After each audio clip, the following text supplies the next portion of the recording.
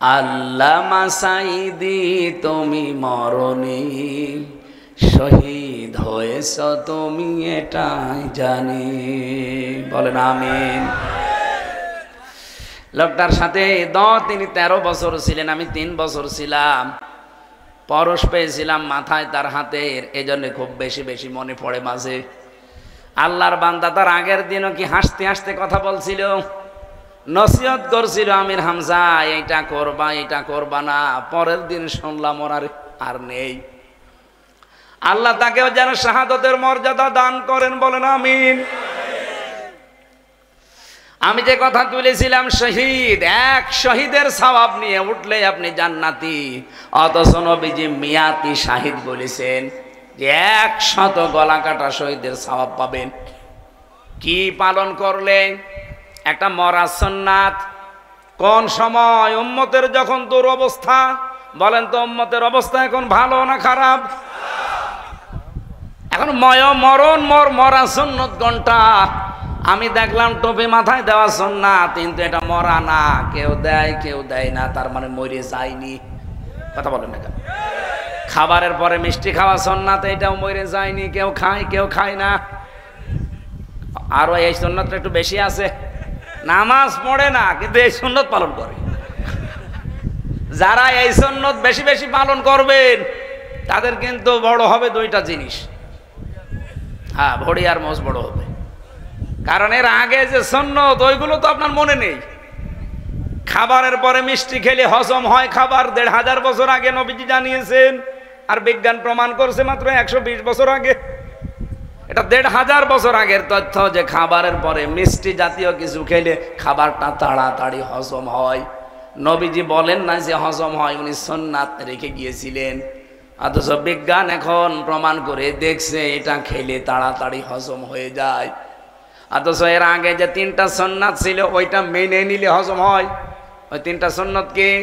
এই পেটকে আপনি 3 ভাগ করবেন, 1 ভাগ খাবার, 1 ভাগ পানি, আর 1 ভাগ খালি রাখবেন হজম হওয়ার জন্য।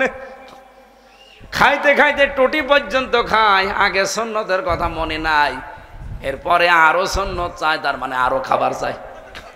তা আপনার ভড়ি বড় হবে না হবে কি?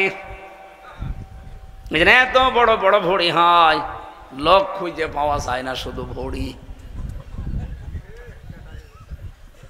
আমার মনে হয় এদের ভড়ি, এদের পেট দেখলে মহিলারা পর্যন্ত লজ্জা পায় যে কি গো, সন্তান হয় আমাদের আর পেট হয় এ ভড়ি, আখেরই ভড়ি। ও কোন মারা যায় ভড়ির উপরে? এরকম ভড়িওয়ালা লোক নেই? তাই খাবারের পরে মিষ্টি খাওয়া সুন্নাত, এটা আমরাও জানি, কিন্তু এটা মরে যায়নি, এটা আছে। কেউ খায় কেউ খায় না। দস্তরখানা বিছিয়ে খাবার খাওয়া সুন্নাত, এটাও মরে যায়নি, কেউ খায় কেউ খায় না। দাড়ি রাখা সুন্নাত, এটাও মরে যায়নি, কেউ রাখে কেউ রাখে না। একটা সুন্নাত একেবারেই মরে গেছে। 10 বছর নবীজি এই কোরআন দিয়ে রাষ্ট্র চালিয়েছিলেন মদিনা, সেই সুন্নাতটা বাংলাদেশে 1 বছরও চলে না। এটা যে সুন্নাত অনেকে জানেও না। মানে যে 10 বছর কোরআন দিয়ে রাষ্ট্র চালিয়েছিলেন, এটা কি মিথ্যা কথা? এটা সুন্নাত না? আমরা তো এই সুন্নাতটা আবার চিন্তা করতে চাই।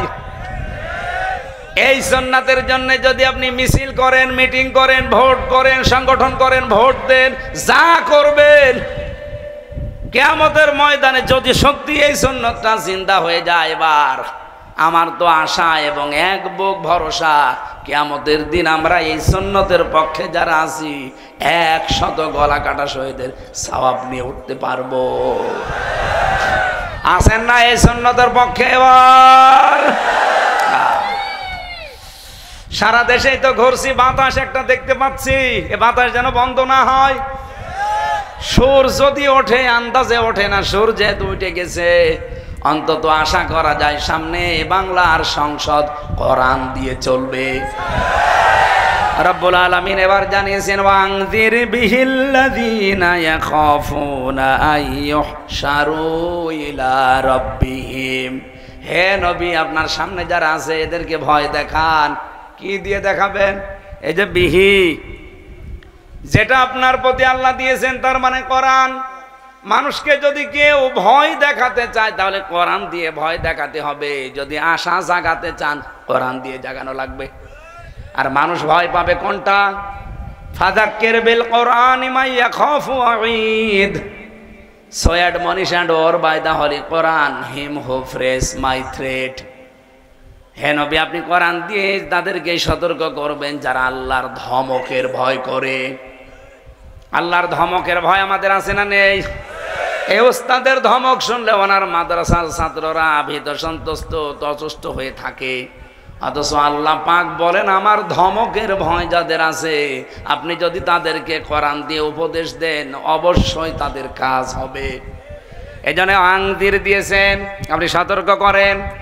বিহি আল্লাযীনা ইয়াখাফুনা আইয়ুহশারু ইলা রাব্বিহিম, যারা এই চিন্তা করে, এই ভয় করে যে কিয়ামতের দিন আল্লাহর সামনে আমাকে দাঁড়ানো লাগবে, এই ভয় যাদের ভেতরে আছে আপনি তাদেরকে কোরআন দিয়ে সতর্ক করবেন।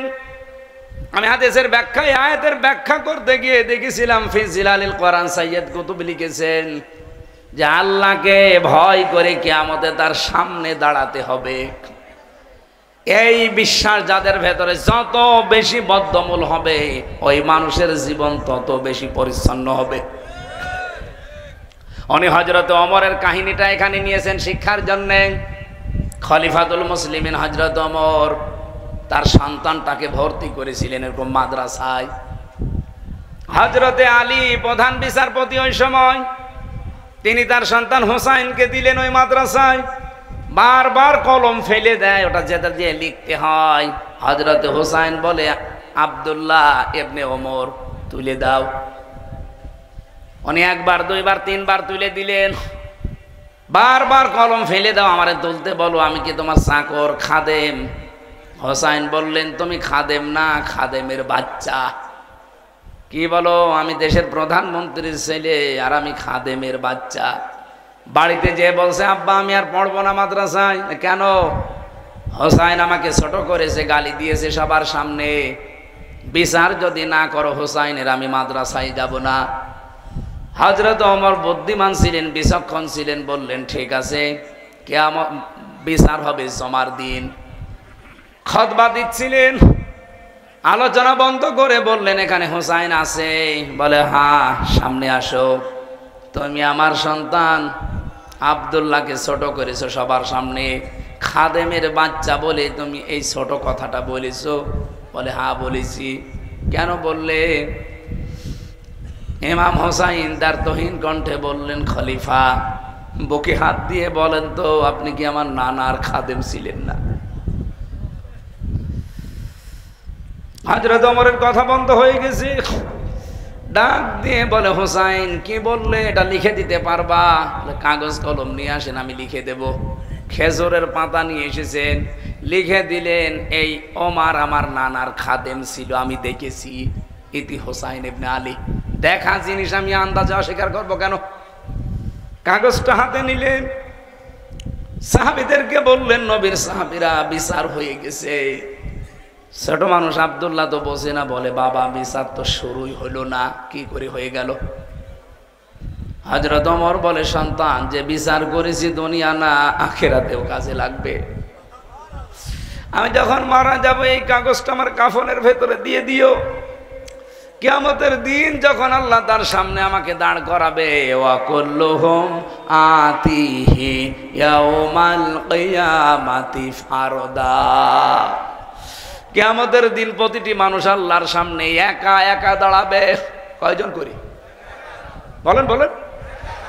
যারা এই মিথ্যা তথ্য ছড়িয়েছেন বাংলাদেশে যে এক এক পীর আসবে লক্ষ লক্ষ ইমাম নিয়ে, লক্ষ লক্ষ মুরিদ নিয়ে, এটা ডাহা মিথ্যা কথা। কিয়ামতের দিন আপনি প্রথম বিচারে উঠবেন আল্লাহর সামনে স্রেফ একা, কেউ থাকবে না। আলেমদের জন্য একটা সুসংবাদ এখানে আমি পেয়েছি।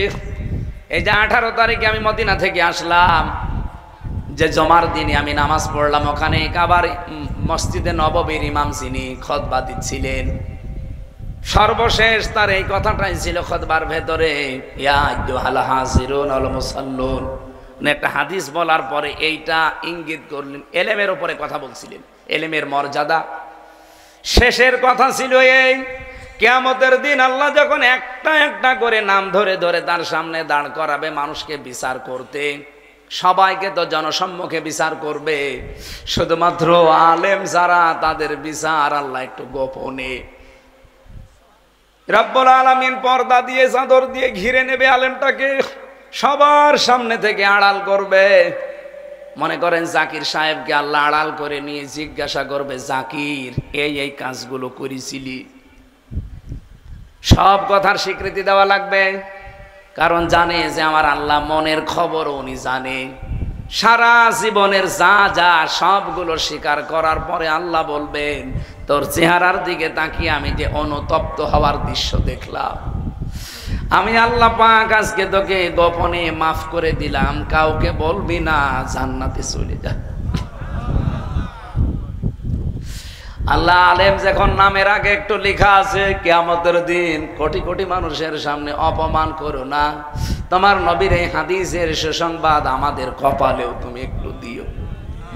আরো জোরে বলেন আমিন।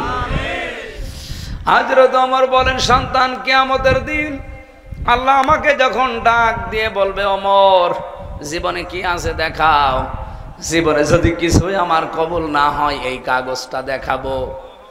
রব্বুল আলামিন দেখো তোমার নবীর নাতি লিখে দিয়েছে নিজের হাতে যে আমি নবীর খাদেম ছিলাম, এই ওসিলা হলে তুমি আজকে আমাকে মাফ করে দাও। কোরআন দিয়ে সতর্ক করলে মানুষের জীবন পাল্টিয়ে যায়। ইয়াখাফুনা আইয়ুহশারু ইলা রাব্বিহিম, তাদের রবের সামনে হাসর হবে, দাঁড় করাবে আল্লাহর সামনে। এই ভয় যারা করে, আপনি কোরআন দিয়ে সতর্ক তাদের করেন, দেখেন এই মানুষগুলো মোমের মতো গলে যাবে। ওয়াইদা সামিউ মা উনজিলা ইলার রাসূলি তারা আ'য়ুনাহুম তাফীদু মিনাদ দামি মিম্মা আরাফু মিনাল হক। হে নবী, আপনার কাছে যখন কোরআনে কারীম শুনবে মানুষ, যারা এটা উপলব্ধি করতে পারে, বুঝতে পারে, আপনি দেখবেন মনের অজান্তেই তারা কেঁদে ফেলেছে। কখন যে চোখ দিয়ে তাদের পানি পড়ছে আপনি টেরও পাবেন না, দেখবেন ওরা কাঁদতেছে। কোরআনের আলোচনায় সবার চোখে পানি আসে না, এটা বুঝতে হয়, বোঝার মতো যোগ্যতা থাকা লাগে। আপনি কি বলছি আপনি টের পাচ্ছেন? কিয়ামতের দিন হাসরের ময়দানে আল্লাহর সামনে দাঁড়াতে হবে, এই ভয় যাদের ভেতরে আছে তাদেরকে কোরআন দিয়ে সতর্ক করলে আল্লাহ বলছেন তাদের কাজ হবে। আমাদের কাজ হয় না কেন? কারণ আমরা যে দাঁড়াবো এই বিশ্বাস এখনো পাকাপোক্ত হয়নি। বলেন। রব্বুল আলামিন বলেন, লাইসা লাহুম মিন দুনি, এটা আরো কঠিন। আজ যাদের ভরসা করে আছো যে আমার বাবা আছে, আমার ছেলে কোরআনের হাফেজ, আমার অনক পীর আছে, না কেউ থাকবে না তোমার পাশে ওয়ালিজ্জুন অভিভাবক হিসাবে, ওয়ালা শাফিউন সুপারিশকারীও কেউ থাকবে না। লাআল্লাহুম ইয়াত্তাকুন, আশা করছি তোমরা সতর্ক হয়ে চলবা। রব্বুল আলামিন এই আয়াতটা আমাদের জীবনে যেন পঙ্খানু সেট করে দেন। বলেন আমিন। সম্মানিত মা বোন যারা এসেছেন, আপনাদের জীবনে অনেকে মনে করে নামাজ পড়ি, রোজা রাখি, কালো বোরকা পরি, আমি জান্নাত যাব না, যাবে কি না? স্বামী যেটা পছন্দ করে মাস্ট বি ওটা আপনাকে পছন্দ করা লাগবে, যদিও আপনার খারাপ লাগে। তাছাড়া শুধু নামাজ পড়ে রোজা রেখে কালো বোরকা পরে জীবনও আপনি জান্নাত যেতে পারবেন না। তিরমিজি শরীফের 208 নম্বর হাদিস। 4 নম্বর শর্ত এটা, স্বামী যেটা পছন্দ করে ওটা যদি জায়েজ হয় আপনাকে পছন্দ করা লাগবে। বাংলাদেশে বহু স্বামী আমরা আছি, আমার মনে হয় প্রত্যেকটা স্বামী তারা আমরা পছন্দ করি যে বিয়ের পরে মা বাবা আমাদের সাথে থাকবে। আমি খেয়ে থাকি না খেয়ে থাকি, আমার মা বাবা আমার সাথে থাকবে। এই কথা বলেন না কেন?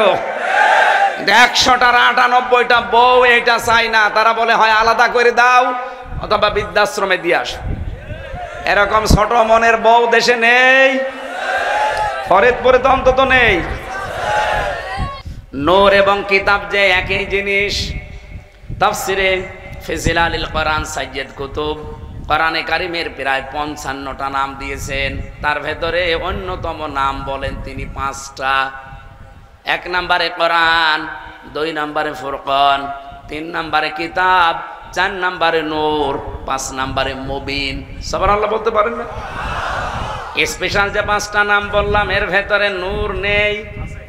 বলেন বলেন। আল্লাহ কোরআনের নাম নূর দিয়েছেন। সন্নি নামে, গরম সন্নি, ঠান্ডা সন্নি যাই বলেন, এগুলোর নাম নিয়ে আপনি যে বেদাত তৈরি করেন, রব্বুল আলামিন এখানে নূর আর কিতাব এ জিনিস একই। এর ব্যাখ্যা তিনি পরের আয়াতে দিচ্ছেন, ইয়াহদি বিহিল্লাহ। এই যে ইয়াহদি বিহিল্লাহ, এখানে সরাসরি ফাইল হচ্ছে আমার আল্লাহ নিজে। বিহি এই শব্দের দিকে একটু খেয়াল করেন, আপনি না বুঝলেও আলেমরা বুঝছে। বিহি এটা 1 বছর না বহু বছর? তো এখানে আগের যে শব্দগুলো বললাম নূর এবং কিতাবে মুবিন, যদি 2টা জিনিস হয় তাহলে বিহি আল্লাহ 1 বছর দিল কেন বলেন? সুতরাং ওরা যে ব্যাখ্যায় আয়াত থেকে নিয়ে আসতে চায়, ওরা মন মতো ব্যাখ্যা করে, আন্দাজে মানুষকে ধোকা দিয়ে বোকা বানিয়ে রেখেছে। আল্লাহর নবী নূরের তৈরি, এটা মেলে না। কোরআনে কারিমে আল্লাহ জানিয়েছেন, ইন্নী খালিকুম বাশারাম মিন তিন, অবশ্যই আমি মানুষ বানিয়েছি মাটি থেকে, মাটির নির্যাস দিয়ে। আমার প্রশ্ন হচ্ছে, নবীজি যে মাটির তৈরি না নূরের তৈরি, এইটা নিয়ে আমি ফতোয়াবাজি করছি না। আমার উদ্দেশ্য হচ্ছে এই আয়াত দিয়ে যারা মানুষকে ভুল বোঝান যে নূর এক জিনিস, কিতাবে মুবিন এক জিনিস, না, 2টাই এক।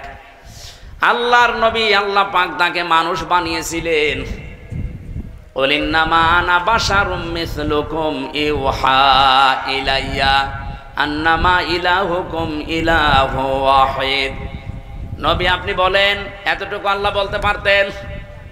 ইন্নার পরে আল্লাহ মা লাগিয়েছেন কেন? ওস্তাদ আছে, জিজ্ঞাসা করেন, ইন্নার পরে যদি মা যুক্ত হয় বাংলা অর্থ দাঁড়ায় কেবলমাত্র, শুধুমাত্র, একমাত্র। আল্লাহ কুল ইন্না দিয়ে শুরু করতে পারতেন, মা না লাগালেও আমি অর্থ করতে পারতাম।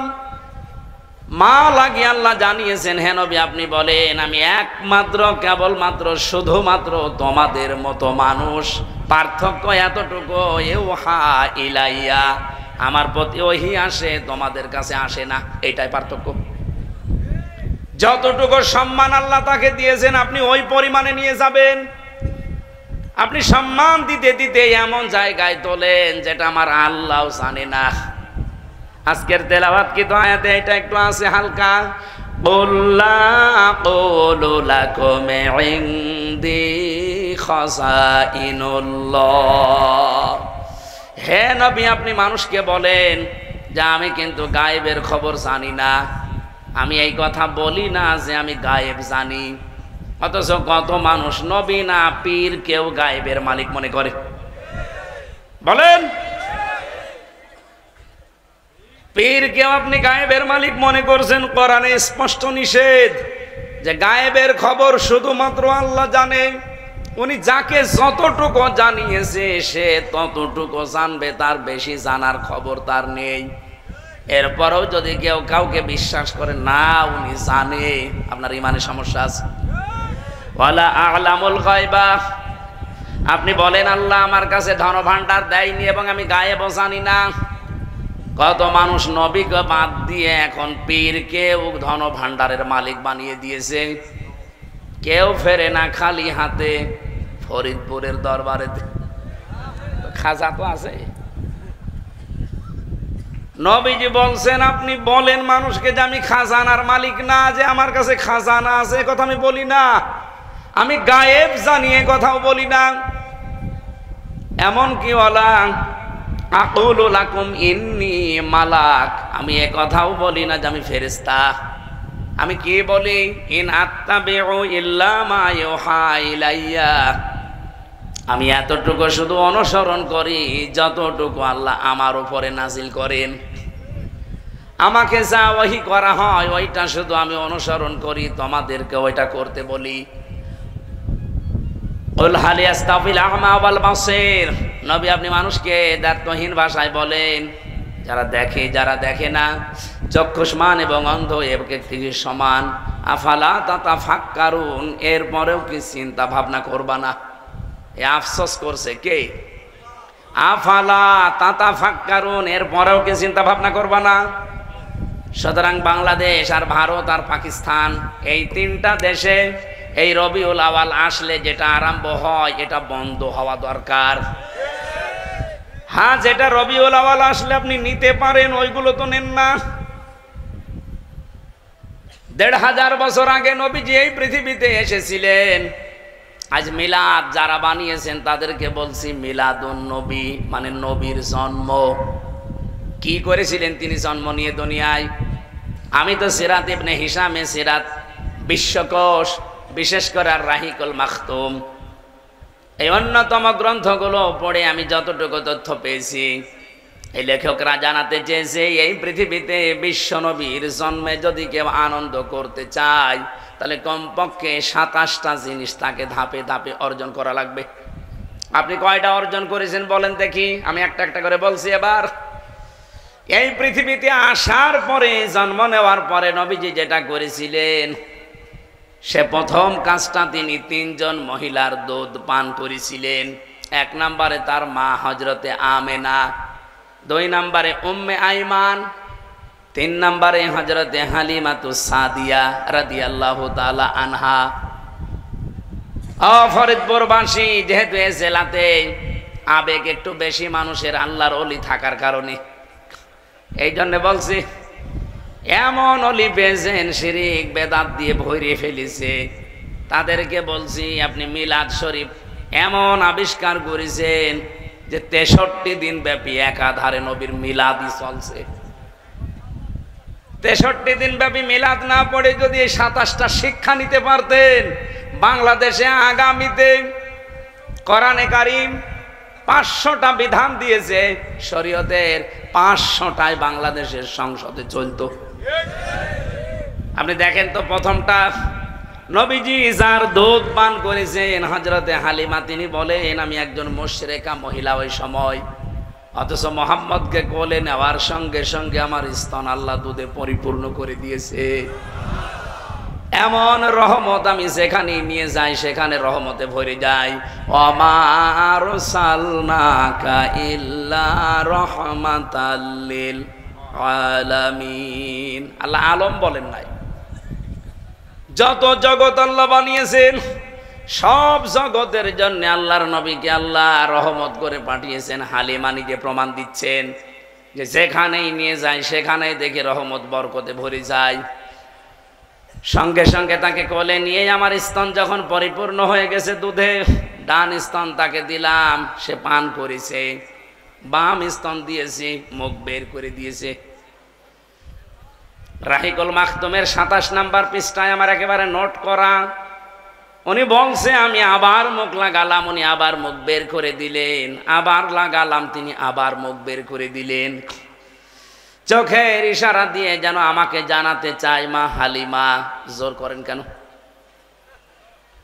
ডান স্তন এটা আমার ছিল, অধিকার, আমি পান করেছি। বাম স্তন এটা আমার অধিকার না। আমি জানি আপনার সন্তান আছে আব্দুল্লাহ, এটা তার অধিকার। দুনিয়ায় আমি ভাইয়ের হক নষ্ট করার জন্য আবির্ভূত হই নাই, আমি এসেছি ভাইয়ের হক ফিরিয়ে দেওয়ার জন্যে। শুধু সুবহানাল্লাহ ঠিক আলহামদুলিল্লাহ বলো না। কি বুঝলেন এখান থেকে? যেই নবী মায়ের কোলে বসে জন্ম নিয়ে এই রবিউল আওয়ালে ভাইয়ের হক ফিরিয়ে দেয়, নষ্ট করে না, আর সেই নবীর উম্মত আমরা এখানে বসে আছি, যত বড় হচ্ছি ভাইয়ের হক মারার জম হচ্ছি। এখানে ভাই মানে শুধু আপন ভাই না, শুধু দুধ ভাই না। আল মুসলিম আকুল মুসলিম, মুসলমান মুসলমানের কি? একজন মুসলমান ভাইয়ের প্রতি আর একজন মুসলমান ভাইয়ের কমপক্ষে ৬টা হক অধিকার আছে। সেগুলো পালনও যদি শুরু করতাম এই রবিউল আওয়ালে, তাহলে মিলাদ পড়া লাগতো না। প্রথম অধিকার তাকে দেখলে আপনাকে সালাম দেওয়া লাগবে, এটা তার অধিকার। কিন্তু এইটাও আজকে পক্ষপাতিত্ব হয়ে গেছে, দলীয় লোক ছাড়া অনেকে আর সালাম দিতে চায় না। কিসের হক আদায় করেন, আবার মিলাদ পড়ে বেড়াচ্ছেন আপনি। ২ নম্বরে দেখেন, বিশ্বনবী জানিয়েছেন ওই লোকটা যদি অসুস্থ হয় তারে দেখতে যাওয়া লাগবে। বাংলাদেশের রাজনীতি এমন জায়গায় আমরা নিয়েছি, দলীয় লোক যদি মরে যায় সে ঢাকায় অসুস্থ হয়েছে, এখান থেকে ট্রাক ভাড়া করে চলে যাচ্ছে। আর একজন মুসলমান অন্য দল করে, সে পাশের বাড়ি না খেয়ে মরে যাচ্ছে অসুস্থ, দেখতে যায় না। আমি একটু বেশি বলে ফেললাম স্যার। কি মিলাদ পড়ি আমরা, আমার মনে হয় দুইটাই থাক, 6টা বললে আবার আমি নিজেও ধরা খেয়ে যাব।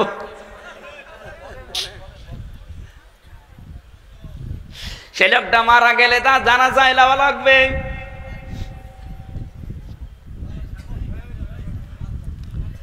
ফরিদপুরবাসী, আমি আবেগ দিয়ে বলছি না, সত্যি বিবেকের তাড়নায় কথাটা বলছি। আমরা মিলাদুন নবী পালন করেছি, মিলাদুন নবী বানিয়ে নিয়েছি, কিন্তু এর একটা শিক্ষাও আমাদের জীবনে নেই। আমি আবু যার রাদিয়াল্লাহু তাআলা আনহুর একটা হাদিস পড়ছিলাম। আন আবি যার রাদিয়াল্লাহু তাআলা আনহু قال قال النبي صلى الله عليه وسلم من ادعى ما ليس له فليس منا ওয়ালিয়াতাবাওয়া মাকআদাহু মিনান নার। মুসলিম শরীফের হাদিস এটা। হযরতে আবু যর বলেন, নবীজি জানিয়েছেন যে জিনিস তোমার না, ওইটা যদি নিজের দখলে তুমি নিয়ে নাও, দুইটা শাস্তি তোমার জন্য। 1 নম্বরে ফালাইসা মিন্না, ওই দিন থেকে তুমি নবীর উম্মত থেকে খারিজ হয়ে গেলে, বের হয়ে গেলে। এদিকে তাকা। যে ব্যক্তি অন্যের জিনিস নিজের দখলে রাখে, অন্যায় ভাবে জোর করে, জবরদস্তি করে, ফাঁকি দিয়ে, চাঁদাবাজি করে, এই শব্দটা না বললে হয়তো, কারণ চাঁদাবাজিতে এজেলাই নেই। ছিনতাই করে হোক, চুরি করে হোক, ডাকাতি করে হোক, জোর জবরদস্তি করে হোক, এমনকি চাঁদাবাজি করে হোক, যে জিনিসের মালিক আপনি না, ওটা যদি নিজের দখলে নিয়ে নেন, ওই দিন থেকে আপনি আর নবীর উম্মত নেই। এবার বিবেকের কাছে প্রশ্ন করে বলেন, এটা রেকর্ড হচ্ছে, সারা দুনিয়া চলছে এখন। পৃথিবীর মানুষেরা যারা আগস্টের 5 তারিখের পরে 1 মাস, 1 বছর 1 মাসের ভেতরে বিভিন্ন কায়দায় অন্যের জিনিসের মালিক হয়ে গেছেন, আপনি আর যাই হন, নবীর উম্মত কিন্তু আর নেই। এরকম কাজে কারা আছেন হাত তোলেন তো। না না, এই তোমার কে নোরা পাগলার মতো তার ছিড়া হাত তুলে বসে আছে।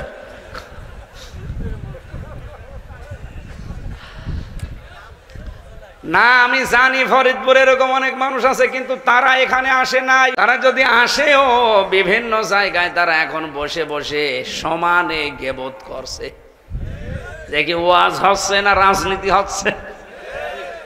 অথচ তারা এই দোষে দোষী, অন্যের সম্পদ দ্বারা চুরি করে হোক, জোর জবরদস্তি করে হোক, চাঁদাবাজি করে হোক, নিজের দখলে নিয়ে নিয়েছে।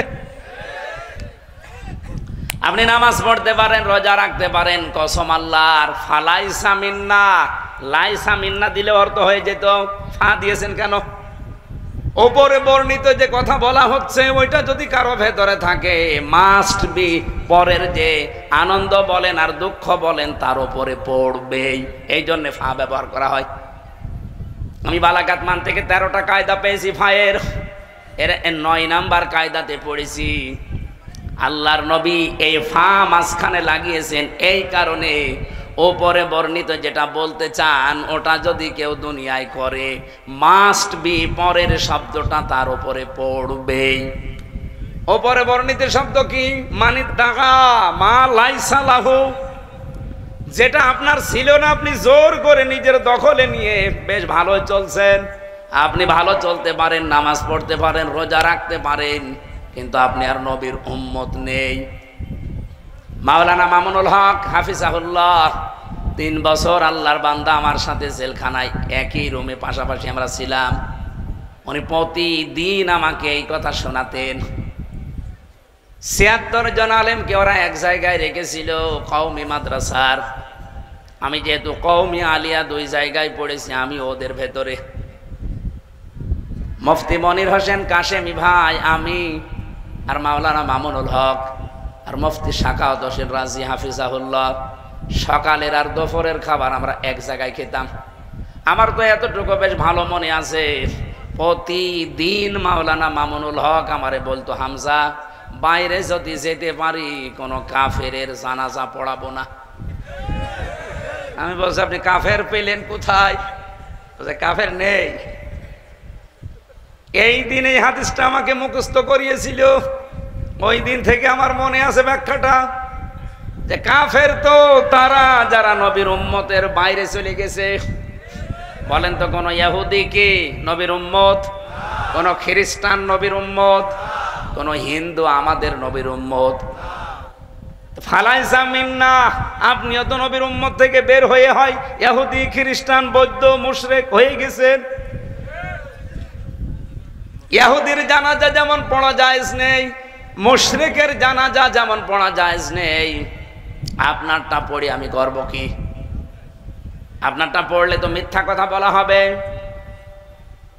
বিসমিল্লাহি ওয়া আলা মিল্লাতি রাসূলিল্লাহ, আল্লাহর নামে রাসূলের দলে তুললাম, আপনি আল্লাহর নামেও নেই রাসূলের দলেও নেই।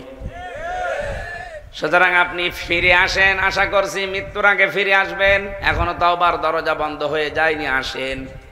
2 নাম্বারটা আরো কঠিন, ওয়ালিয়াতাবাওয়া মাকআদাহু মিনান নার, নবীজি বলেন সে যেন জাহান্নামে নিজের একটা স্থান বরাদ্দ করে নিল। আমার তো হাদিস পড়ার পরে ওই দিন থেকে মনে হয়েছে যে বাংলাদেশে বহু মানুষ অলরেডি জাহান্নামে নিজের আসন বরাদ্দ করে রেখে দিয়েছে। ফরিদপুরবাসী আমরা বাঁচতে চাই, রবিউল আউয়ালে মিলাদুন নবী পালন করার কোনো দরকার নেই। আপনি নবীর মিলাদ বা জন্ম, মিলাদ মানে কি? জন্ম। এই জন্ম থেকে শিক্ষাগুলো নেন। 1 নম্বরে শিক্ষা নেবেন আপনার দ্বারা কোনো ভাইয়ের হক যেন নষ্ট না হয়। কথা বলেন না কেন? এইটা যদি এই রবিউল আউয়াল থেকে আরম্ভ হয়, বাংলাদেশে কেউ কারো ক্ষতি করবে, চাঁদাবাজি থাকবে, এমনি বন্ধ হয়ে যাবে।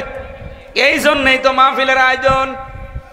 আগামী থেকে আমরা যেন মুসলমান হয়ে মুসলমানের হক আদায় করতে পারি। 2 নাম্বারটা যেহেতু আরো কঠিন, আমি ওইদিকে যেতে চাই না। 2 নাম্বারে পেয়েছি আমি, আপনি কি ওইটা রাহিকুল মাখতুমের ভেতরে দেখবেন, আমি নিজে যেহেতু পড়েছি নোট করেছি এই জন্য শোনাচ্ছি। বিশ্ব নবী মুহাম্মদুর রাসূলুল্লাহকে আল্লাহ ঘোষণা দিয়েছেন, আপনাকে পাঠানোর উদ্দেশ্য কি? ওয়াল্লাযী আরসালা রাসূলাহু বিল হুদা ওয়া দীনিল হক লিইয়ুযহিরাহু আলাদ-দীনি কুল্লি ওয়া কাফা বিল্লাহি শাহীদা ওয়ালাউ কারিহাল মুশরিকুন। 2 রকমই আছে। তিনি সে আল্লাহ যিনি তার রাসূলকে সত্য দিন দিয়ে জীবন বিধান দিয়ে দুনিয়ায় পাঠিয়েছেন শুধু খেলা করার জন্য। আরো আসতে বলেন, কেন পাঠিয়েছেন? লিইয়ুযহিরাহু আলাদ-দীনি কুল্লি। আল্লাহ কুল্লিহি এত কঠিন শব্দটা দিয়েছেন, এই শব্দ যদি আল্লাহ বাদ দিয়ে দিতেন আমি এই আলাদ-দীনি পর্যন্ত অর্থ করতাম, এত শক্ত কথা আসতো না। লিইয়ুযহিরাহু, যেন তিনি এজহার করতে পারেন। এজহার মানে এই যে যারা কওমি মাদ্রাসায় আমরা পড়েছি, সেই ছোটবেলায় আমাদেরকে এইটা শিখিয়েছে, এজহার মানে স্পষ্ট করা, এজহার মানে প্রকাশ করা। অথচ এজহারের আধুনিক ব্যাখ্যা হচ্ছে এজহার মানে প্রতিষ্ঠা করা, দাঁড় করানো, বিজয় করা। আপনি আধুনিক ব্যাখ্যাগুলো নিয়ে আসেন, অভিধান নিয়ে আসেন। আমি এই যে 18 তারিখে এসেছি মদিনা থেকে, মদিনা বিশ্ববিদ্যালয়ের যে লাইব্রেরিতে আমি খুঁজছিলাম, দেখি এখানে পড়ার মতো বই তো অনেক আছে, একটু অভিধানগুলো খুঁজি। আরব যারা আরবি শব্দকে আরবি ভাবে ওনারা ব্যাখ্যা করেছেন, ওখানে আরবির ব্যাখ্যা দেখলাম এজহারের আসল ব্যাখ্যা লিখেছেন, এজহার মানে বিজয় করা। নবীজিকে আল্লাহ জন্ম দিয়ে পাঠিয়েছেন, নবীজিকে আল্লাহ এই পৃথিবীতে রবিউল আউয়ালে পাঠিয়েছেন। তার 2 নাম্বার উদ্দেশ্য হচ্ছে যত দিন আছে, যত ধর্ম আছে দুনিয়ায়, সব কিছুর উপরে আল্লাহর দিন যেটা, এটা তিনি বিজয় করে দেখাবেন। ওয়ালাউ কারিহাল মুশরিকুন, যদিও মুশরিকদের কাছে এটা খারাপ লাগবে, এবার আসেন আমি এই কথার ব্যাখ্যা করতে চাই। মান ক্বরাআল কুরআনা ফাস্তাযহারাহু ফাহাল্লা হালালাহু ওয়া হাররামা হারামাহু আদখালাহুল্লাহুল জান্নাহ। যে ব্যক্তি কোরআন পড়ে আর কোরআনকে ইজহার করার চেষ্টা করে, ইজহার মানে বিজয় করা, বলেন বলেন। কোরআন পড়লেই হবে না, আপনাকে কোরআন বিজয় করার চিন্তা করা লাগবে। কেন? কোরআন যদি বিজয়ী হয় তাহলে ফাহাল্লা হালালাহু ওয়া হাররামা হারামা, আপনি হালালকে হালাল জেনে মানতে পারবেন আর হারামকে হারাম জেনে ছেড়ে দিতে পারবেন। ফরিদপুরবাসী আইসলাই বারবার ওঠাউঠি করো কেন? কি আশ্চর্য, আমার ওয়াজের ভেতরে রেখে চলে যাচ্ছে। ভাই এইভাবে করা যাবে না, ক্লাসে এভাবে নেওয়া যায় না। এই যে এটা হাত ধরেন তো, ক্লাসের ভেতরে এভাবে ওঠাউঠি করলে হয়? এই ভাই এই দাঁড়াইছেন কেন? বসেন। প্রসাব পায়খানা খুব জরুরি হলে যাবেন, আর আপনি যদি 1-1.5 ঘন্টা বসে থাকতে না পারেন, আপনার বিয়ে দিলে বউ টেকবে? দেখবে না, শেষে তো ফরিদপুরের বদনাম হয়ে যাবে। যে এলাকায় শেষে আর কেউ মেয়ে দিবে না, ছাতা ওদের কিছুই নেই। এই জন্য খুব সাবধান ভাই, উঠবেন না। এখানে বহু মেয়ের বাবা কিন্তু বসে আছে, জামাইও সিলেক্ট করতে পারে। আপনার দিকে তাকিয়ে যদি দেখে ও আধা ঘন্টায় চলে যাচ্ছে, বলবে দরকার হয় মেয়ে খুঁটি বানাবো, ওরে বিয়ে দেবো না। 2 নাম্বারে যদি কারো খুব বেশি নেশা লাগে বিড়ি খাওয়ার, তাহলে খেয়ে চলে আসবেন। আসবেন তো? ও বলছে হ্যাঁ হ্যাঁ আসবো। এই বিড়ি খাওয়া না, অনেকের এমন নেশা যে বিড়ি, এরপরে গাঁজা, এই সমস্ত জিনিস এত নেশা ওদের। আপনি বলেন যে খাবার দেব না, বলে অসুবিধা নেই, কিন্তু গাঁজা বিড়ি আমার দেওয়াই লাগবে। জেলেখানায় দেখি একবার এক লোককে পিটাচ্ছে কারারক্ষীরা। কি গো?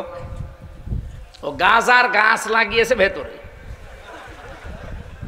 জেলার এসে হিন্দু দেবদুলাল, এই বেটা তুই গাঁজার গাছ পেলি কোথায়? বলছে স্যার আমি ওই যে হাজিরা দিতে যাই আদালতে, আমার তো বিভিন্ন হিতাকাঙ্ক্ষী আছে, ওই যখন আসি তখন ওই যে ছোট ছোট পোটলা, গাঁজার পোটলা এভাবে স্পিকে মারে, 2-1টা ধরতে পারি মাঝে মাঝে, ওইটা এনে মুখের ভেতরে দাঁতের নিচে ওই জহব্বার ওই কোনায় রেখে দেয়। আপনারা তো চেক করে ঢোকান, তো এমন জায়গায় রাখি ওইটা আর মেশিনে ওঠে না। ওইটা নিয়ে এসে বোতলের মুখ কেটে ওর ভেতরে মাটি দিয়ে এই গাঁজার গাছগুলা 2 মাস আগে লাগিয়েছি, এই বীজ দেখেন কি বড় হয়েছে। জেলার বলছে শয়তান, তোরে তো স্বর্গে দেওয়া লাগবে। কত হিন্দু মানুষ, তো গাঁজা খাওয়ার জন্য তোরে জেলখানায় দিয়েছে সরকার, আর তুই এই ভেতরে এসে গাঁজার গাছ লাগিয়েছিস। কি নেশা বলেন তো তার। এই জন্য এখানে ওই রকম খুব বেশি নেশা লাগে যাবেন, আবার কিন্তু চলে আসবেন। তাছাড়া বাকি কোনো কারণে যে ভালো লাগছে না চলে গেলাম, যাবেন? একটু সময় দেন, ঘন্টাখানেক সময় দেওয়া যাবে না? ফরিদপুরবাসী যেই কথাটা তুলেছিলাম, রব্বুল আলামিন নবীজিকে 2 নম্বরে আমি এটা পেয়েছি, দুনিয়ার সব মতবাদের ওপরে, দিনের ওপরে ইসলামকে তিনি বিজয়ী করে দেখাবেন।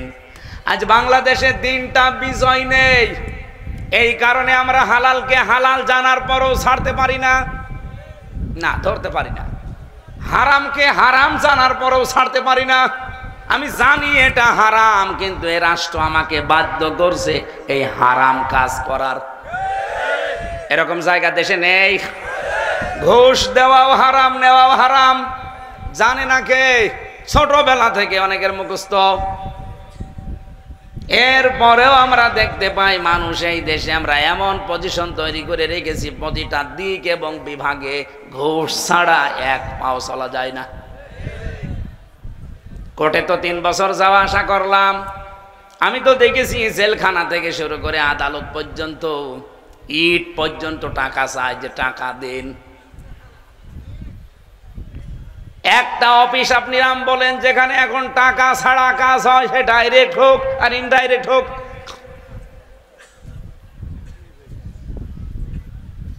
এগুলো আস্তে আস্তে ষড়যন্ত্র করে গভীরভাবে 15.5 বছরে এমন জায়গায় পৌঁছিয়েছে আপনি আশ্চর্য হয়ে যাবেন। 5 এবং 8 আগে বৃত্তি পরীক্ষা ছিল না? এখনো আছে, কিন্তু নিয়মটা পাল্টিয়েছে। কি বলেন তো পাল্টিয়েছে? না, ক্লাস 5 এবং 8 আগে যারা বৃত্তি পরীক্ষা দিত 100 মার্কের কোরআন হাদিস ছিল। এই 15.5 বছরে যারা ছিল আল্লাহর ওলিরা সব তুলে দিয়েছে। আমাদের ছেলে মেয়েরা যারা পড়বে ওরা অন্তত পরীক্ষার ছলে হলো পড়তো কিছু না কিছু। সিলেবাসে নেই, এমনি পড়তে চায় না, সিলেবাসে নেই, পরীক্ষায় আসবে না, এজন্য অনেকে পড়েও না। 1 থেকে 5 পর্যন্ত, 5 থেকে 8 পর্যন্ত আপনি বলেন যেগুলো শিক্ষা ব্যবস্থায় নিয়ে এসেছিল, শিক্ষকরা পর্যন্ত পড়াতে লজ্জা পেত। ক্লাস 8 শারীরিক শিক্ষা, শরীর চর্চার শিক্ষক নেওয়া দিয়েছে সরকার। এখন গানের শিক্ষক, নাচের শিক্ষক। আমরা আশা করছি এখন যিনি আছে ওনার নাম কিন্তু 2 জন নবীর নাম, ডক্টর মোহাম্মদ ইউনুস। একটা মোহাম্মদ আর একটা ইউনুস, 2 জন নবীর নাম নিয়ে আপনি বসে আছেন। গানের শিক্ষক নিয়োগ দিতে পারেন 1 থেকে 5 পর্যন্ত প্রাইমারিতে। শরীর চর্চার শিক্ষক নিয়োগ দিতে পারেন, একটা আলেমকে কোরআনের শিক্ষক হিসাবে নিয়োগ দিতে পারেন না। কথা বলেন না কেন? 92% মুসলমান এই দেশে, আর আপনিও একজন মুসলমান। ফেব্রুয়ারির 12 তারিখে নির্বাচন দিয়ে চলে যাবেন, নিজেই বলেছেন আপনি যান, কিন্তু এই কাজটা একটু করে দেন না কেন? এই বাঙালি জাতির কাছে, মুসলমানদের কাছে, আপনি এই দেশের মানুষের কাছে অমর হয়ে থাকবেন। কথা বলেন। প্রাইমারিতে আমরা একজন ধর্মীয় শিক্ষক চাই, এ দাবি আপনাদের নেই? কারা এ দাবি করেন এই মিডিয়াকে দেখান। লিল্লাহে তাকবীর। দেখেন তো, হাত তোলেনি কে? দেখেন, এই মিডিয়া এদিকে ঘোরাও। আমাদের এই দাবি মানাই লাগবে। এটা শুধু এই ফরিদপুরের দাবি না, বাংলাদেশের 18 কোটি মানুষের দাবি এইটা। ঠিক আছে ভাই, এটা ওনার কান পর্যন্ত চলে গেছে এবং যাবে। যদি নাও মানে আরশ পর্যন্ত চলে গেছে। কথা বলে না কেন? কিয়ামতে যেদিন আল্লাহর সামনে দাঁড় করাবে, অন্তত এই বিষয়টা বলতে পারবো আমি কিন্তু ধর্মের পক্ষে ছিলাম। যত নিয়ম নীতি বানিয়ে মানুষ ধর্ম তৈরি করেছে, শুধু ইসলাম বাদ দিয়ে পৃথিবীর সব কিছুই মানুষের বানানো। আপনি বলেন এখন ইসলাম বাদ দিয়ে 4,500 ধর্ম দুনিয়ায় পালন চলছে, একটাও আমার আল্লাহ পাঠায়নি, সব মানুষের তৈরি করা। আল্লাহ যেটা পাঠিয়েছে ওইটার ভেতর আরো রদবদল করে ফেলেছে। শুধু ইসলাম বা কোরআনকে আমার আল্লাহ পাক এই পৃথিবীতে তিনি গ্যারান্টি দিয়েছিলেন, ইন্না নাহনু নাযালনা যিকরা ওয়া ইন্না লাহু লাহাফিজুন। এই একটা মাত্র কারণে কোরআনে হাত দিতে পারে নাই, এইটা নির্ভেজাল আছে। সুতরাং কিয়ামতের ময়দান পর্যন্ত এই ইসলাম, এই কোরআন অথেন্টিক থাকবে। যত ধর্ম আছে সব ধর্মের উপরে আমরা চ্যালেঞ্জ দিয়ে, গ্যারান্টি দিয়ে ইসলামকে বিজয়ী করতে চাই। যতদিন পারবেন না, এদেশে যদি ফেরেশতাও বাস করে, সেও হালালকে হালাল জেনে আঁকড়িয়ে ধরতে পারবে না, হারামকে হারাম জেনে ছেড়ে দিতে পারবে না। কারণ কোরআনের বিধান কায়েম হওয়া ছাড়া এটা সম্ভব না। এই জন্য নবীজির আগমনের উদ্দেশ্য ছিল এইটা, যে সব কিছুর উপরে ইসলামকে তিনি তুলবেন না, বিজয়ী করবেন। যদিও মুশরিকদের কাছে এটা মন খারাপ হবে, তাদের খারাপ লাগবে, অপছন্দ হবে। আমি শুধু 2 জন নবীর নাম পেয়েছি, হযরত আদম এবং সুলাইমান নবী। এই 2 জন নবী বাদ দিয়ে পৃথিবীর কোন নবীর জীবনী আমি এমন পড়িনি যে নবীর জীবনী যে যেখানে তার আল্লাহ আদেশ দেয়নি আন আকিমুদ্দিন, যে দিন কায়েম করো। আদম আলাইহিস সালামের সময় মানুষজন ছিল না, আর সুলাইমান নবী তার বাবার কাছ থেকে রাজত্ব পেয়েছিলেন, এজন্য তাদের এই কথা বলা লাগে নাই। তো বাকি যত নবীর জীবনী আমি পড়েছি, প্রত্যেকটা নবীর জীবনের মিশন এবং ভিশন ছিল জমিনের দিন কায়েম করা লাগবে। এই জন্য তাদের সমসাময়িক জামানায় যারা দায়িত্বে ছিল তাদের সাথে মারামারি, গন্ডগোল, ঠোকাঠোকি, জিহাদ হয়নি। বলেন বলেন, একটা নবীর জীবনী দেখাতে পারবেন যে যার সাথে তার ওই রাষ্ট্রের যারা দায়িত্বে ছিল তাদের কিছুই হয়নি? আমি তো সেরাম পাইনি। হযরত ইব্রাহিমের হয়েছে, মুসা নবীর হয়েছে, হয়নি? আমাদের নবী মুহাম্মদ রাসূলুল্লাহ বাকি ছিল। আপনি আর কার জীবনী দেখতে চান? সুতরাং আমাদের এই সিদ্ধান্ত নেওয়া লাগবে, দিন কায়েমের কথা আসলে কোনো ফতোয়াবাজি করবেন না। হাতে পায়ে ধরে বলছি, এই জায়গায় এক হওয়া লাগবে। ওরা কোরআন পড়ে আমি দুই জায়গায় মত পার্থক্য করতে নিষেধ এই শব্দ পেয়েছি। সূরা আলে ইমরানে আছে ওয়াতাসিমু বিহাবলিল্লাহি জামিআ ওয়ালা তাফাররাকু। আর এই যে সূরার 13 নম্বর আয়াতের মাঝের অংশে আনাকিমুদ্দিন ওয়ালা তাতাফাররাকু ফি, দিন কায়েম করবা, কোনো মত পার্থক্য করা যাবে না। অথচ সারা পৃথিবীতে এখন এই দুইটা আয়াত নিয়েই মত পার্থক্য বেশি। কোরআন আঁকড়িয়ে ধরতে বললেই বিভিন্ন ফতোয়াবাজি শুরু হয়, জমিনে দিন কায়েমের কথা বললেই বিভিন্ন জায়গায় ফতোয়া শুরু হয়, এমনকি আলেমরা ফতোয়া দিচ্ছে। এই দুই জায়গায় কোনো ফতোয়াবাজি আপনারা করবেন না। হ্যাঁ, এবার আমার মূল কথা। রব্বুল আলামিন বলেন, হে নবী, কাবুরা আলাল মুশরিকিনা মা তাদউহুম ইলাইহি, আপনি যেদিকে ডাকেন যে দিন কায়েম করো, জমিনে আল্লাহর বিধান প্রতিষ্ঠা করো, এই কথা শুনলে সবচাইতে বেশি মন খারাপ করবে মুশরিকরা। কারা?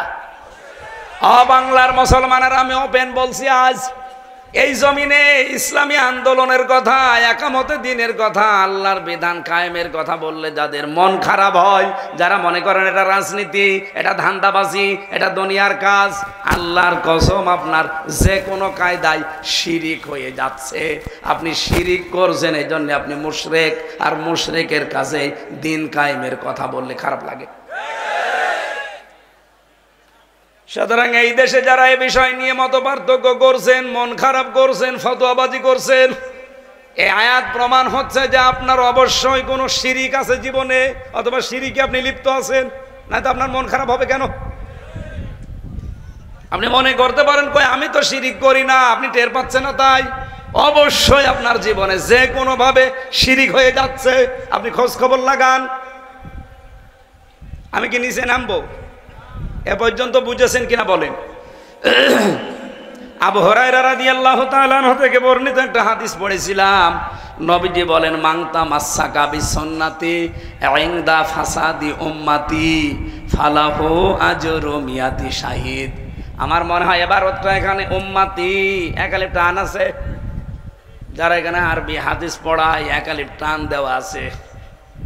আমি হাদিসটা নিয়ে চিন্তা ভাবনা করেছিলাম, এই ছোট্ট মাথা নিয়ে আমার একটা তথ্য মাথায় এসেছে, বলবো। নবীজি বলেন, আর আমার উম্মতের যখন দুরবস্থা চলবে, এই কঠিন মুহূর্তে যদি একটা মরা সুন্নাতকে কেউ চিন্তা করতে পারে, তার আমল নামায় 100 গলা কাটা শহীদের সওয়াব দেওয়া হবে।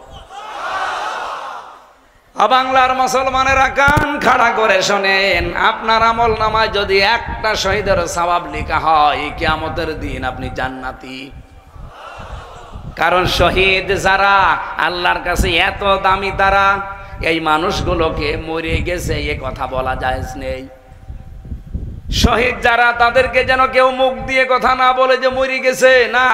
ওয়ালা তাকুলু লিমান ইয়াকতালু ফি সাবিলিল্লাহি আমওয়াত বাল আহইয়াউ ওয়ালাকিন লা তাশউরুন।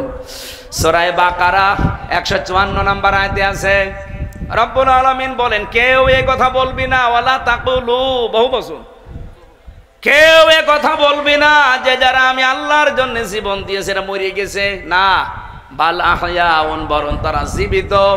ইনদা বালা হায়াউ ওয়ালাকিন লা তাশউরুন, বরং তোমরা টের পাও না। আল্লাহ এতটুকু বলতে পারতেন, মানুষ যেহেতু মুখ দিয়ে কথা বলে এজন্য মুখের উপরে তিনি নোটিশ দিলেন। মুখের পরে মানুষ যেহেতু অন্তরে ধারণা করতে পারে এই জন্য আল্লাহ অন্তরের উপরেও নোটিশ দিয়েছেন। আলা তাহসাবান্নাল্লাযীনা কুতিলু ফি সাবিলিল্লাহি আমওয়াতা বাল আহয়াউন ইনদা রাব্বিহিম ইউরযাকুন। বলেন আল্লাহু আকবার। এটা সূরা আলে ইমরানের 169 নম্বর আয়াতে আছে। রব্বুল আলামিন বলেন, হে পৃথিবীর মানুষেরা, কেউ ধারণাও করবা না যারা আমি আল্লাহর জন্য জীবন দিয়েছি ওরা মরে গেছে, বরং তারা জীবিত এবং আমি আল্লাহর কাছে তারা রিজিক প্রাপ্ত হচ্ছে। সুবহানাল্লাহ বলতে পারেন? বলেন তো, কেউ ঘুমিয়ে থাকলে খাওয়া লাগে, জেগে থাকলে? তার মানে শহীদরা ঘুমায়ও না, তারা জীবিত এবং জেগে আছে। আল্লাহ নিজে তাদেরকে খাওয়ায়। আর খাওয়ালে যেহেতু শরীরে আমাদের রক্ত গোশত মাংস তৈরি হয়, শহীদদেরও ঠিক ওইটাই হয়। হযরতে আমির হামজা তার প্রমাণ। হযরতে আমির হামজার জীবনী পড়তে গিয়ে আমি পেয়েছি, তিনি ইন্তেকালে শহীদ হওয়ার পরে তাকে যখন মাটিতে দেওয়া হয়, কবরে দেওয়া হয়, 30 বছর পরে তার কবর একবার ভেঙে গিয়েছিল। মদিনায় ঢল হওয়ার কারণে দেখছে রক্ত ভেসে আসতেছে। ওই সময় যারা আমির হামজার সাথে যুদ্ধ করেছিল তারা এখন মুরব্বী হয়ে গেছে। রক্ত অনুসন্ধান করতে করতে গিয়ে দেখে 30 বছর আগে উহুদের ময়দানে নবীজির চাচা হযরতে আমির হামজা যেখানে যেখানে কাফের কর্তৃক আঘাতপ্রাপ্ত হয়েছিল ওই জায়গাগুলো দিয়ে এখনো ফিনকি দিয়ে রক্ত বের হয়ে আসছে। ফরিদপুরবাসী উনি যদি 30 বছর খাবার না খাবে তে শরীরে রক্ত আসলো কোত্থেকে বলেন? এখানে শহীদ অনেক দামি জিনিস। আমরা তো আজ যারে তারে শহীদ বলি। হ্যাঁ, আপনি শহীদ জিয়াউর রহমান বলতে পারেন। এই লোকটা শহীদ জিয়াউর রহমান, উনি নিজে এই পৃথিবীতে এসে বলেন নাই যে আমারে শহীদ জিয়া বলবা, উনি বলেন নাই। কিন্তু এই পৃথিবীতে যেই তার নাম উচ্চারণ করে দেখি বলে শহীদ জিয়াউর রহমান, বলে না? কাবা শরীফে আরাফাতের ময়দানের পাশে যে মসজিদ, ওখানে ইমাম যেদিন খুতবা দিচ্ছিলেন 16 সালে, আমি নিজে ছিলাম। শহীদ জিয়াউর রহমানের নামে কাবার ইমাম নাম ধরে দোয়া করছিলেন। আরে ভাই, জিয়াউর রহমানকে মানুষ মেরে ফেলেছে, আমরা শহীদ বলি, উনি নিজে বলেন নাই। বঙ্গবন্ধুকেও মেরে ফেলেছে মানুষ, কিন্তু আমি আজ পর্যন্ত চোখ বন্ধ করেও শুনিনি যে কেউ বলেছে যে শহীদ বঙ্গবন্ধু। চোখ খুলে শোনা তো দূরের কথা, চোখ বন্ধ করেও শুনিনি। আপনি শুনেছেন? শহীদ জিয়াউর রহমান বলার লোক বহু আছে, কিন্তু শহীদ বঙ্গবন্ধু বলার লোক আমি পাইনি। কারণ শহীদ এটা কবুল হওয়া লাগে। আল্লামা শহীদ দেলাওয়ার হোসাইন সাইদি, এই লোকটাকেও মেরে ফেলা হয়েছে, শহীদ করা হয়েছে। এই জন্য মানুষ তার নাম শুনলে আগেই বলে শহীদ। কত মানুষকে তো এভাবে মেরে ফেলেছে, আমরা তো তাদের নামে শহীদ দেখতে পাই না, কেউ বলেও না। আল্লামা সাইদি তুমি মরনি, শহীদ হয়েছ তুমি এটাই জানি, বলেন আমিন। লোকটার সাথে তিনি 13 বছর ছিলেন, আমি 3 বছর ছিলাম। পরশ পেয়েছিলাম মাথায় তার হাতের, এই জন্য খুব বেশি বেশি মনে পড়ে মাঝে। আল্লাহর বান্দা তার আগের দিনও কি হাসতে হাসতে কথা বলছিল, নসিহত করছিল, আমির হামজা এইটা করবা এটা করবা না। পরের দিন শুনলাম ওর আর নেই। আল্লাহ তাকেও যেন শাহাদতের মর্যাদা দান করেন, বলেন আমিন। আমি যে কথা তুলেছিলাম শহীদ, এক শহীদের সওয়াব নিয়ে উঠলে আপনি জান্নাতি, অথচ নবীজি মিয়াতি শাহিদ বলেছেন যে 100 গলা কাটা শহীদের সওয়াব পাবেন। কি পালন করলে? একটা মরা সুন্নাত। কোন সময়? উম্মতের যখন দুরবস্থা। বলেন তো উম্মতের অবস্থা এখন ভালো না খারাপ? এখন মরা সুন্নত কোনটা? আমি দেখলাম টুপি মাথায় দেওয়া সুন্নাত, কিন্তু এটা মরা না, কেউ দেয় না, তার মানে মরে যায়নি। কথা বলেন না কেন? খাবারের পরে মিষ্টি খাওয়া সুন্নাত, এটাও মরে যায়নি, কেউ খায় না। আরো এই সুন্নতটা একটু বেশি আছে, নামাজ পড়ে না কিন্তু এই সুন্নত পালন করে। যারা এই সুন্নত বেশি বেশি পালন করবেন তাদের কিন্তু বড় হবে দুইটা জিনিস, হ্যাঁ, ভড়ি আর মোষ বড় হবে। কারণ এর আগে যে সুন্নত ওইগুলো তো আপনার মনে নেই।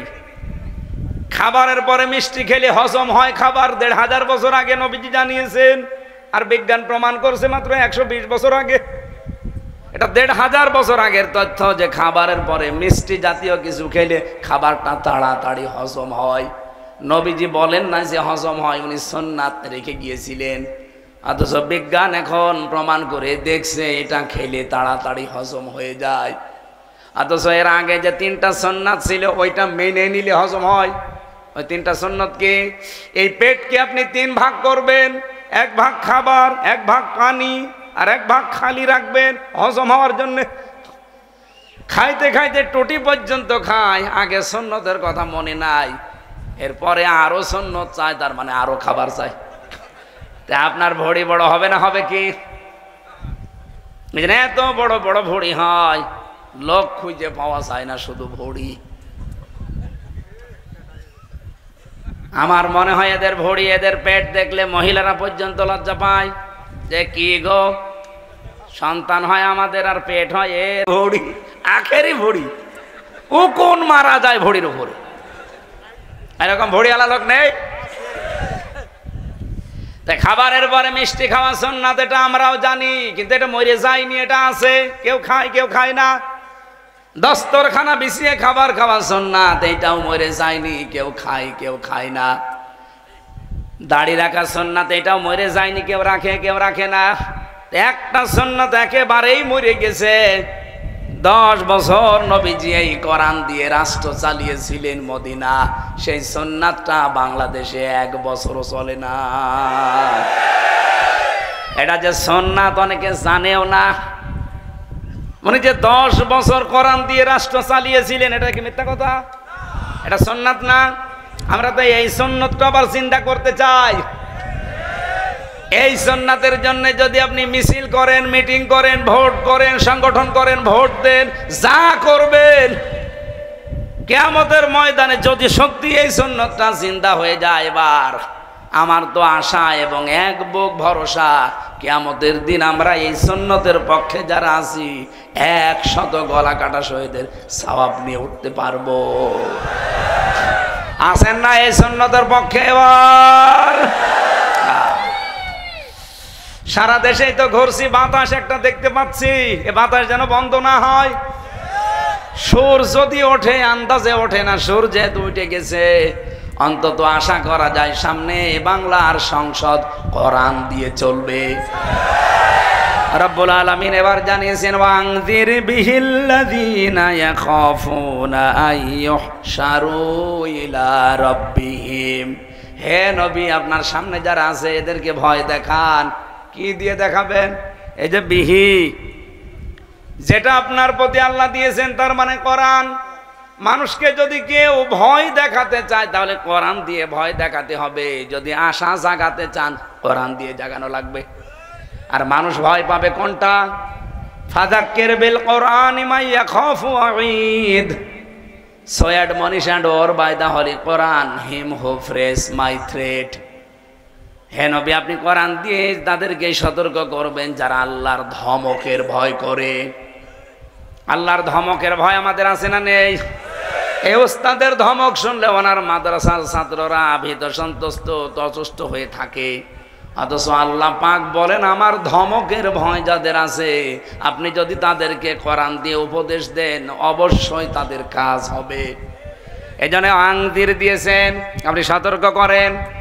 বিহি আল্লাযীনা ইয়াখাফুনা আইয়ুহশারু ইলা রাব্বিহিম, যারা এই চিন্তা করে, এই ভয় করে যে কিয়ামতের দিন আল্লাহর সামনে আমাকে দাঁড়ানো লাগবে। এই ভয় যাদের ভেতরে আছে, আপনি তাদেরকে কোরআন দিয়ে সতর্ক করবেন। আমি হাদিসের ব্যাখ্যায় আয়াতের ব্যাখ্যা করতে গিয়ে দেখেছিলাম ফি জিলালিল কোরআন সাইয়্যিদ কুতুব লিখেছেন যে আল্লাহকে ভয় করে কিয়ামতে তার সামনে দাঁড়াতে হবে। এই বিশ্বাস যাদের ভেতরে যত বেশি বদ্ধমূল হবে, ওই মানুষের জীবন তত বেশি পরিচ্ছন্ন হবে। উনি হযরত ওমরের কাহিনীটা এখানে নিয়েছেন শিক্ষার জন্য। খলিফাতুল মুসলিমিন হযরত ওমর তার সন্তানটাকে ভর্তি করেছিলেন এরকম মাদ্রাসায়। হযরতে আলী প্রধান বিচারপতি ওই সময়, তিনি তার সন্তান হোসাইনকে দিলেন ওই মাদ্রাসায়। বারবার কলম ফেলে দেয়, ওটা যেটা দিয়ে লিখতে হয়। হযরতে হোসাইন বলে, আব্দুল্লাহ ইবনে ওমর তুলে দাও। উনি একবার দুইবার তিনবার তুলে দিলেন। বারবার কলম ফেলে দাও, আমারে তুলতে বলো, আমি কি তোমার চাকর খাদেম? হোসাইন বললেন, তুমি খাদেম না, খাদেমের বাচ্চা। কি বলো? আমি দেশের প্রধানমন্ত্রীর ছেলে আর আমি খাদেমের বাচ্চা।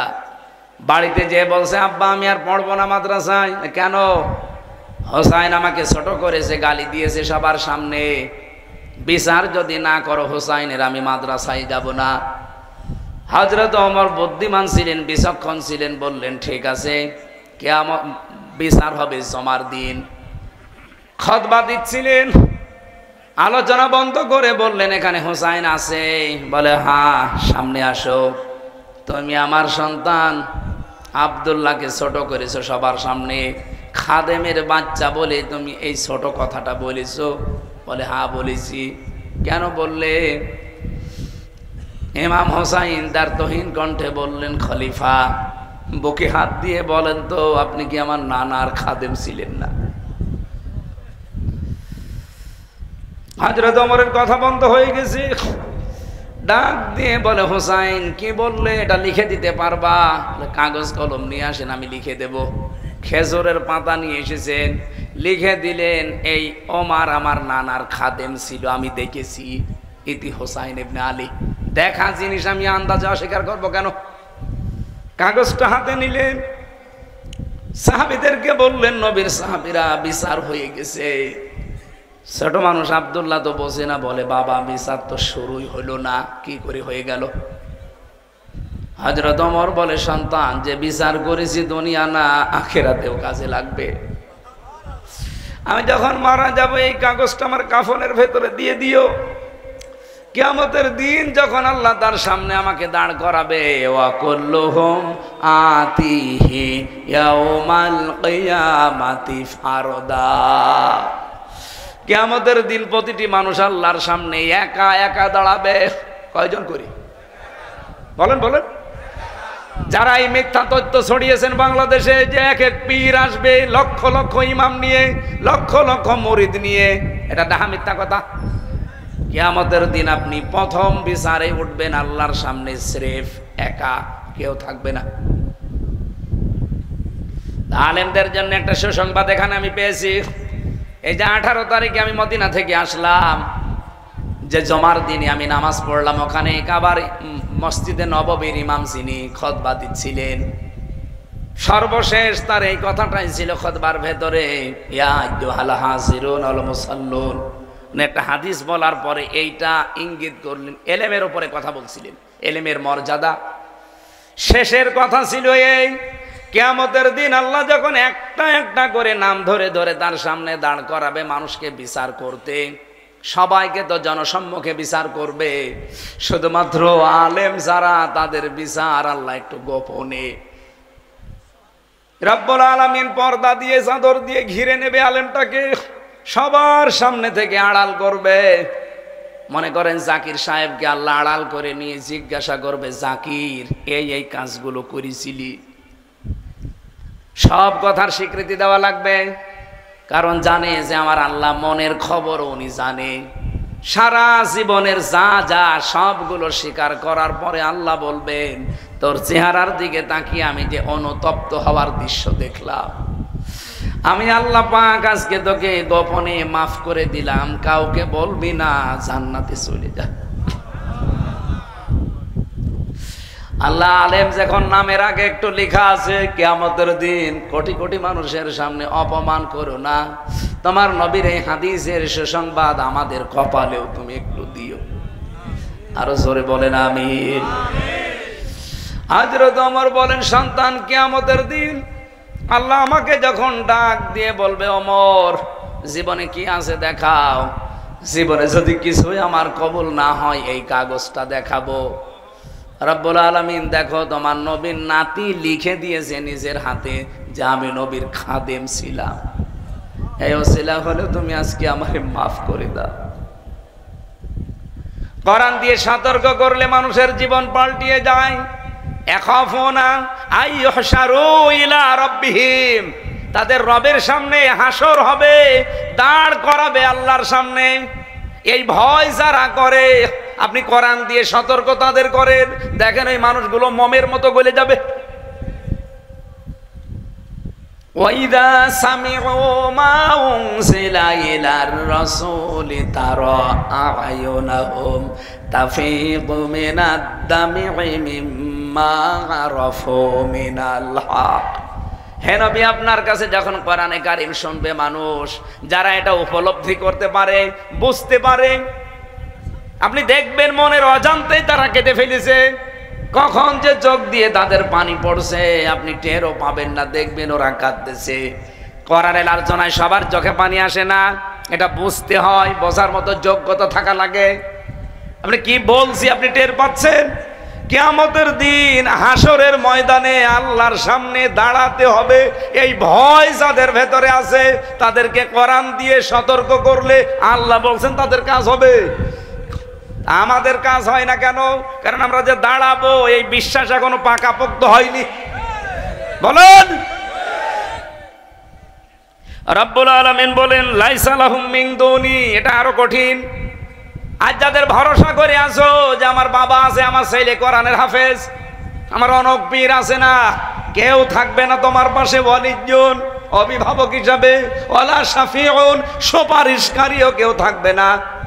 লাআল্লাহুম ইয়াত্তাকুন, আশা করছি তোমরা সতর্ক হয়ে চলবা। রব্বুল আলামিন এই আয়াতটা আমাদের জীবনে যেন পঙ্খানু সেট করে দেন। বলেন আমিন। সম্মানিত মা বোন যারা এসেছেন, আপনাদের জীবনে অনেকে মনে করে নামাজ পড়ি, রোজা রাখি, কালো বোরকা পরি, আমি জান্নাত যাব না, যাবে কি না? স্বামী যেটা পছন্দ করে মাস্ট বি ওটা আপনাকে পছন্দ করা লাগবে, যদিও আপনার খারাপ লাগে। তাছাড়া শুধু নামাজ পড়ে, রোজা রেখে, কালো বোরকা পরে জীবনও আপনি জান্নাত যেতে পারবেন না।